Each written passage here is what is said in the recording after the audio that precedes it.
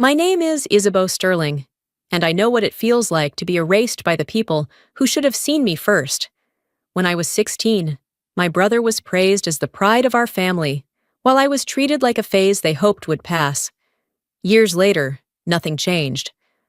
On the night of his grand celebration, their laughter rose as they mocked me for leaving the army, like my years of service, my sacrifices, and my scars were proof I was nothing but a failure. Their voices cut deeper than any wound I carried from war. And that was the night I realized silence would no longer protect me. The glass beside me was fogged with my breath, a pale canvas for the swirl of snow outside. Flakes drifted in quiet spirals across the small parking lot, settling on the hoods of cars that hadn't moved all day. Inside, the library was hushed, its silence broken only by the rustle of pages and the faint creak of old wooden shelves. My mornings here were always the same, reading picture books to children whose laughter filled the drafty room, sliding returned novels back into place, polishing tables whose varnish had long peeled away. To anyone watching, I must have seemed like nothing more than a woman living quietly in a Colorado town, modest, unremarkable, untroubled. But beneath that veneer, the past never slept. Every night, fragments of the desert still clawed their way back. Faces, radio calls, the heavy silence after an order I could not follow. I had left the army not because I lacked the strength to continue, but because I could not betray my conscience and still recognize myself in the mirror. It was a truth I never shared, a secret I carried like a private wound, invisible but unhealed. The vibration of my phone broke the stillness, once, twice, then again. On the third time, my mother's voice filled the voicemail box. "Don't make this into something, just show up." They wanted me at the party celebrating my brother's new construction company. I could already hear the laughter, the sideways glances, the subtle reminders of who was considered worthy and who wasn't. I knew what awaited me, another evening where I'd be the punchline. And yet, as I slipped the phone back into my pocket, I made the choice. Not to prove anything, not to win them over, but to test myself, to see if I could sit at that table, in that room full of ghosts and judgments, and not break. The fellowship hall was awash in fluorescent light, every corner strung with blue and white balloons, the scent of buttercream heavy in the air. A massive cake stood at the center of the buffet, its icing proudly declaring Vance Builders in bold block letters. The chatter of familiar voices pressed against me as I pushed open the door, my boots clicking across the old wooden floorboards that groaned beneath each step as though announcing my arrival. I slipped into a chair at the far end of the long table, willing my face into calm neutrality. Around me, glasses clinked, laughter rose, and my brother soaked in every ounce of attention, beaming like the golden boy he had always been. He twirled his wine glass, letting the stem catch the light before tilting his head toward me. "At least you wore the uniform once," he said smoothly, his smile cutting sharp. "Even if you quit." The table erupted, some chuckles forced, others too eager, as if cruelty had become a shared joke. I kept my eyes fixed on the tablecloth, swallowing hard against the lump in my throat. The sound of their laughter was cold metal against bone. In that instant, I wasn't 33 anymore. I was 17 again, the girl dismissed as a phase, while my brother was paraded as the family's legacy. I pressed my teeth into the inside of my cheek, forcing a thin, practiced smile that hid the urge to answer back. Their laughter dimmed around me, fading into a low hum as another sound rose inside my mind, the static crackle of a radio in the desert. I could feel the heat pressing against my skin again, taste the grit of sand in my mouth. We'd breached a mud-walled house outside Ramadi. "Proceed!" The voice barked through my headset, the order pounding against my skull. In the half-light, a young woman clutched her child, her body curved like a shield. The boy's wide eyes locked on mine, terrified but alive with something I couldn't extinguish. Hope. I raised my weapon. My finger never squeezed the trigger. They called it disobedience. I called it humanity. 3 weeks later, I signed papers for voluntary separation, though I knew the truth. I had chosen my soul over my career. The clang of silverware against crystal jolted me back. My brother stood, lifting his glass high, basking in the applause that rolled toward him like a tide. I forced myself upright, and that's when I saw him, leaning against the far wall, arms folded, uniformed in the navy blue of our town's police department. A face I once knew well. His eyes were steady on me, unblinking. My stomach nodded. That look said enough. The past I had buried was not as far away as I wanted to believe. In this hall, under these lights, it was waiting to be dragged back into the open. The party was buzzing with laughter when the door opened, letting in a rush of winter air. A young volunteer stepped inside, balancing a tray of pastries that trembled slightly in her hands. Her white shirt was dusted at the cuffs with flour, her cheeks flushed from the cold, her smile too polite for someone clearly rushing to keep up. She moved down the table, setting the tray in front of my brother's friends. That was when one of them, a local businessman, who'd had too much to drink and even more to prove, let his hand slide down the small of her back. The motion was deliberate, practiced, the kind of violation dressed as a joke. Her smile froze in place. The tray shook in her grip, silver tongs clattering softly against the porcelain. I looked around the table, waiting for someone, anyone, to call it out. Instead, I saw smirks, a few half-hearted chuckles, shoulders lifting as though this were nothing out of the ordinary. My chest tightened. In the back of my mind, I saw other faces, girls in refugee camps wearing that same forced smile, the one you wear when stillness is the only way to survive. My brother broke into booming laughter, raising his glass. "Don't expect my sister to step in," he announced, his voice dripping with mockery. "She gave up on the army faster than she'd give up a beer." The words landed like nails hammered into the floor. A ripple of laughter followed, but I heard it as sharp, metallic, cutting into me. Then the man turned, locking eyes with me, his smirk curling wider. "So tell me, soldier," he drawled, "do you even have it in you to do something?" The stem of my water glass clicked against the table as I set it down. The sound sliced through the laughter, though no one seemed to realize the air had already shifted. I rose, each step toward him measured, the echo of my heels against the wooden floor pulling the room into silence. He was still grinning, his hand lingering dangerously close to the girl's hip, certain of his power and of everyone else's compliance. In one breath, I moved. My hand locked around his wrist, my body pivoting with precision drilled into me years ago. His weight followed, pulled down in a swift arc. His knees buckled, his body thudded against the floor. Gasps ricocheted around the hall. A spoon clattered from someone's plate, the sound unnervingly loud in the stunned quiet. His face flushed crimson as he tried to regain his balance, eyes wide with disbelief. The girl staggered back, clutching the tray to her chest, tears gathering in her eyes, though her gaze burned with something else. Relief. Maybe even recognition. I released him, stepped back, and returned to my chair. My movements were deliberate, calm, as though I had simply pushed in a chair or adjusted a napkin. The silence was heavier than any roar. Dozens of eyes bore into me, some wide with awe, others clouded with fear, many unsure what they had just witnessed. In the space of 10 seconds, I had shifted from the sister they mocked into the only person in the room who had drawn a line and enforced it. And for the first time that night, no one laughed. The room still hummed with unease when the doors creaked open and 2 community officers stepped inside, their uniforms dusted with snow. My brother leapt at the chance to seize the moment, raising his voice so everyone could hear.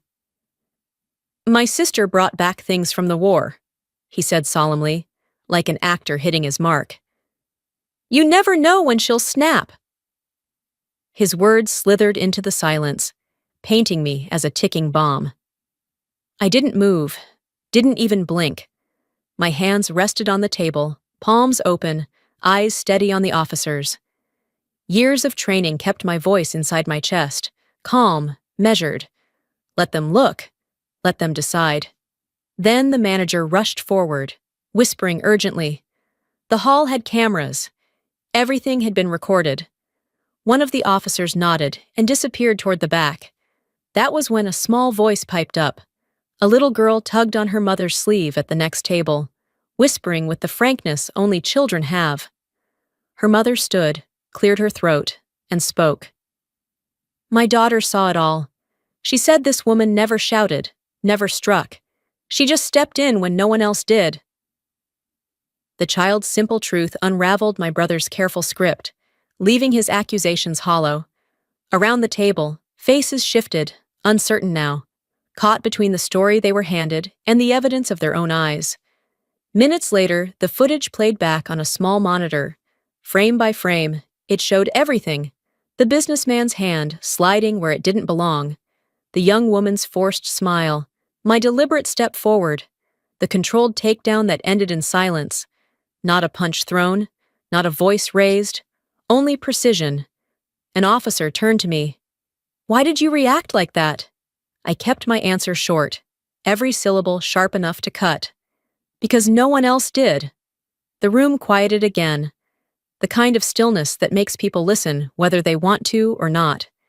Then my old friend, the one in uniform, finally stepped forward. His voice carried the weight of authority, but also the ring of recognition. She maintained complete control. That was restraint, not rage. She stayed within limits. Those words sealed it. The officers closed their notebooks. I was free to go. Across the room, my brother sat frozen. The smugness drained from his face. The stage he had claimed as his own no longer belonged to him. For the first time that night, he had nothing to say. 2 days later, my phone hadn't stopped buzzing. The vibration on the counter was constant, a low rattle that bled into every corner of my kitchen. By the time I picked it up, the screen was a wall of notifications. Someone had uploaded the video to the town's Facebook group. Within hours, it had spread across the state. The clip was grainy, handheld, but unmistakable. There I was, the deliberate walk, the locked wrist, the smooth pivot, the man collapsing to the floor. 10 seconds on loop, 10 seconds that people suddenly thought gave them the right to define me. The comments poured in like floodwater, crashing from every direction. Finally, a quiet hero. She drew the line no one else would. Then, right beneath it, dangerous, unstable, another vet who can't cope.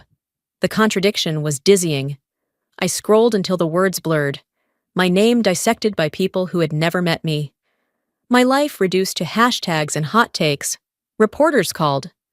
Podcasts wanted exclusives. Morning shows dangled flights and makeup teams, promising America needed to hear my side. To them, I wasn't a woman with a job and a quiet routine. I was a segment to fill between weather and sports, a curiosity to boost ratings. I set the phone face down and let it buzz itself silent. The next morning, the library opened as always. I shelved the returns, straightened chairs, and unlocked the story corner. Children spilled in, cheeks pink from the cold, bundled in puffy coats. They giggled when I put on a silly voice for a stubborn penguin in a picture book, their laughter bubbling through the room like something untouchable. Their joy was unedited, uncaptioned, real. By noon, a bouquet waited on my desk. Winter lilies and eucalyptus, stems still wet from the florist's bucket. No sender's name, just a plain white card tucked beneath the ribbon. Thank you for standing up.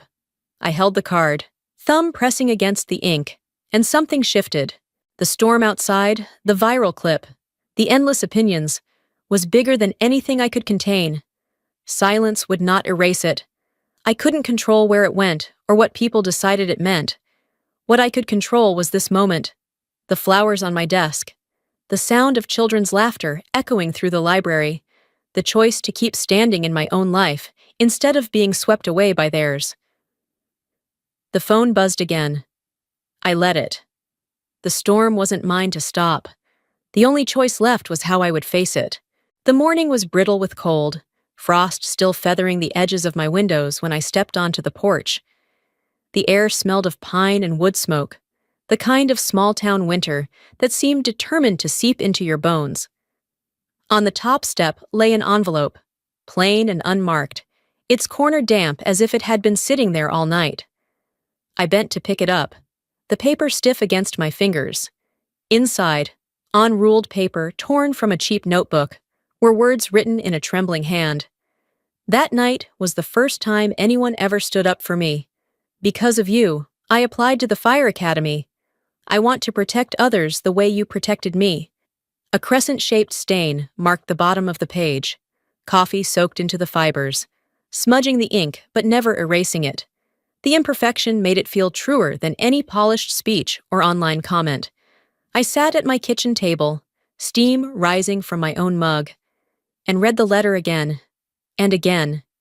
Each time it hit me differently, shock, then gratitude, then a weight that wasn't burden but gravity. Finally, I folded the paper carefully, as if it might shatter, and slid it into the drawer beside the leadership coin I had kept since the army. For years that coin had mocked me as a symbol of a career I had abandoned. Today, it felt like a reminder of something larger than titles. A week later, I found myself at the community training grounds. The air was sharp with the acrid tang of smoke from controlled burns, the clanging of ladders and shouted drills echoing across the field. And there she was, the young woman from the banquet, the one whose forced smile had haunted me. She wore turnout gear too big for her frame, collar stiff and creased, but her eyes were alive, fierce in a way they hadn't been that night. She spotted me on the sideline and broke into a grin that cracked through the cold. "If it weren't for you, I never would have tried," she said breathlessly, a sheen of sweat and soot on her face. I shook my head. "You did it yourself. I just lit the flame you already carried." For a long moment, we stood there, the smoke drifting between us. Then she was called back to the drill line, disappearing into the haze of shouts and fire hose spray. I watched her go, and for the first time in years, my past didn't feel like a scar dragging me backward. It felt like a bridge, a transfer of strength, from my hands into hers. Walking away, I realized something I had never allowed myself to believe. The choices that had once branded me a failure were now the very reasons someone else dared to step forward. What I had thought of as wounds were no longer bleeding.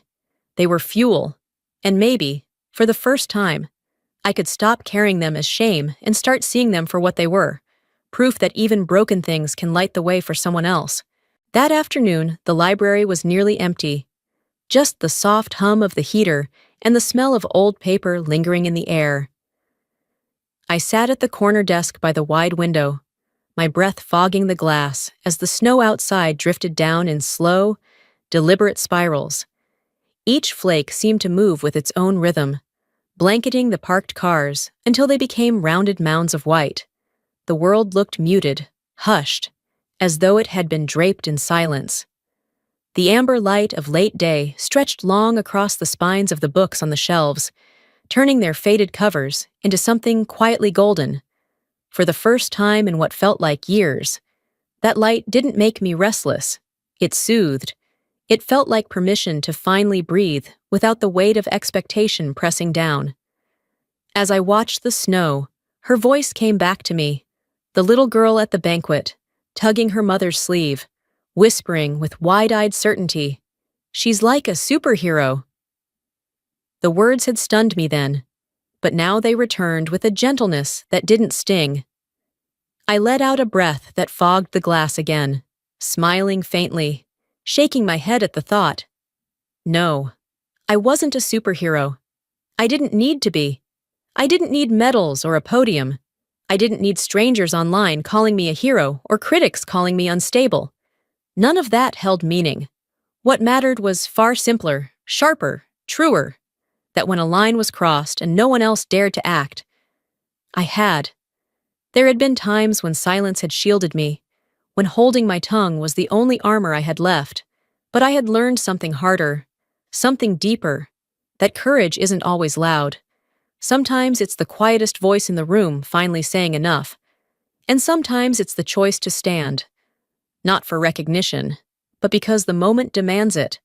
The storm had passed, both the one online and the one inside me. Now there was only the steady fall of snow outside the library window, a rhythm as old as time, each flake vanishing into the white. I closed my eyes and listened to the soft patter against the glass. No echoes of battle, no chorus of judgment, just the quiet I had been searching for all along. And in that stillness, I finally understood. I didn't need anything more. This peace, this clarity, this truth, it was enough.